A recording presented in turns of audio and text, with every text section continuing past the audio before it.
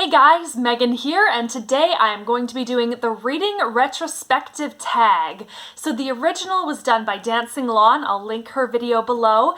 And I was tagged by Naomi's Bookshelf. Naomi is my cousin, so thank you, Naomi, for this tag.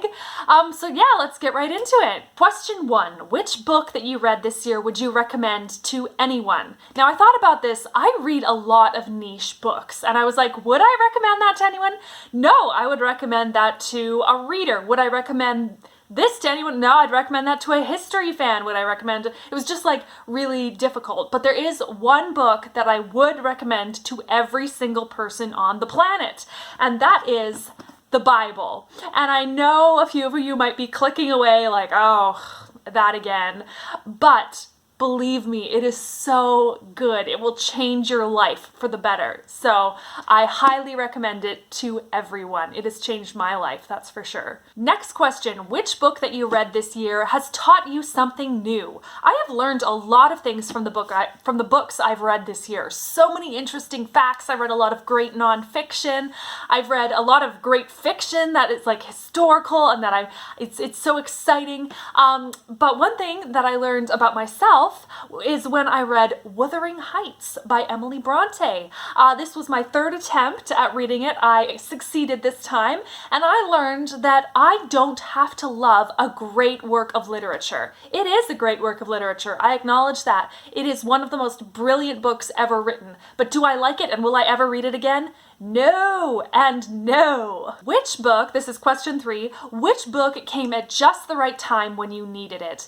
Now, this was hard for me. I was like, I don't really need a book. I guess when I'm in a bit of a reading slump, I want to get just that right book to take me out of it. But so I think what I would say for this is that it always works out perfectly. I put holds through the Overdrive app with my library for audiobooks, and I do this with the Maisie Dobbs books. They are so good, by Jacqueline Winspear, historical mysteries, and so I always put these holds on, and they always seem to come right before I'm about to go on a road trip. So they come in at just the right time.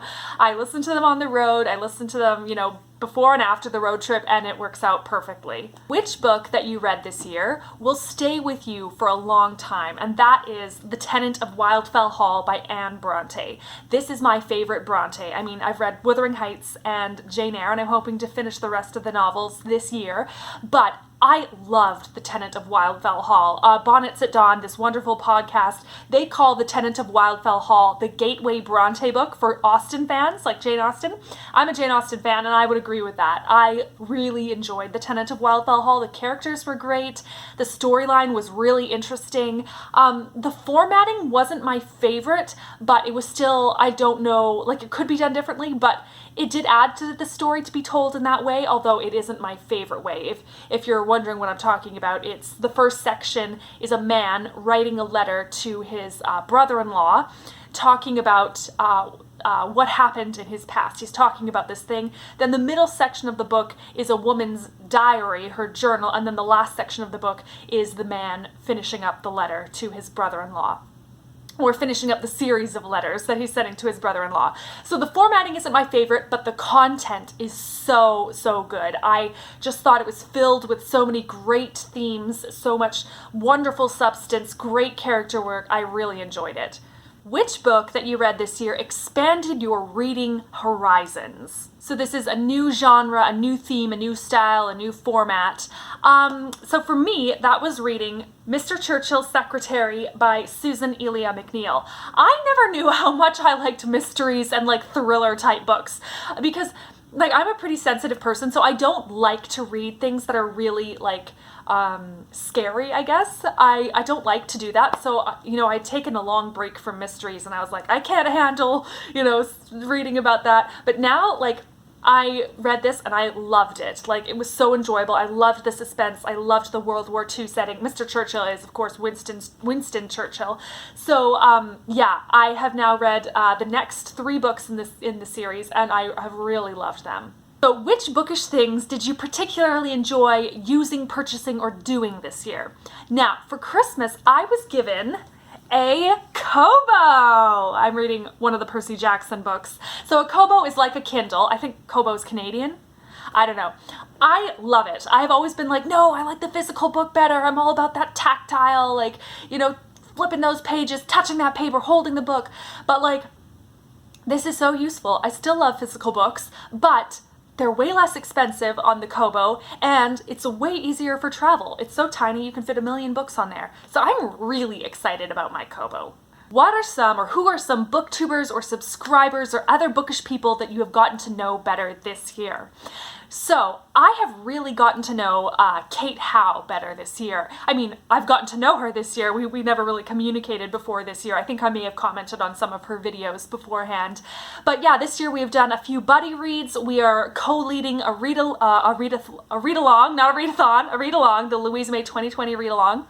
And yeah, she's just such a lovely person. I enjoy talking to her so much. She's so kind. She's so passionate. She has great thoughts and insights, so I love her so much. And I've also gotten to know Laura from Books and Lovely Things. That is one of her Instagram accounts. I will link that below as well. And she's just started up a YouTube channel. Laura is so lovely, as her channel says. She's going through such hard things, but she is strong and she is resilient and she is understanding and kind of other people who are going through those things too. So I've loved getting to know her as well. And I never would have met either of these people if not for Booktube. What Booktube videos did you particularly enjoy this year? I loved Sarah Hannett. That's my sister. Her channel name is Sarah Hannett. I loved her Drawn into Narnia series. I think she's still going to have more coming out. I'll link the first one below, which is about the Lion, the Witch, and the Wardrobe. Sarah knows so much about Narnia. Like, this is her, you know, she's putting a lifetime of studying the Narnia books into these videos. They are so interesting. She explores themes, characters, different events that happen. She really dives deep. She gives you a lot of interesting, like, facts, like she helps you understand it, but then she also helps you really think critically about it. And so, yeah, I think she is absolutely wonderful. I love those videos. She's made a number of them now. So yeah, I'll link the first one below.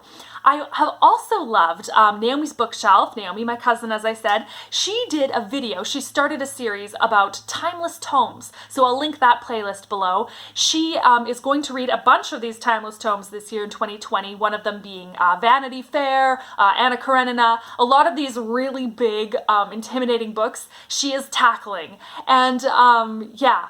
I admire her because those are big books. And I mean, I've read Anna Karenina, but I don't think I'll be reading that again for a long time, even though it is a brilliant book.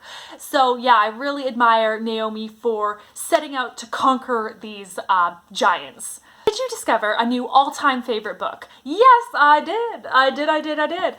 This was a buddy read, my first buddy read ever, and my first buddy read with Kate Howe, and it is Christie by Catherine Marshall. As I've said before on this channel, it's a terrible cover. It looks cheesy, but it's really good. It takes place in around 1912 in like in the southern United States, and Christie is a young 19-year-old girl. She hears a preacher talk about how there is need for teachers and missionaries in the Appalachian Mountains, I think, in like Tennessee.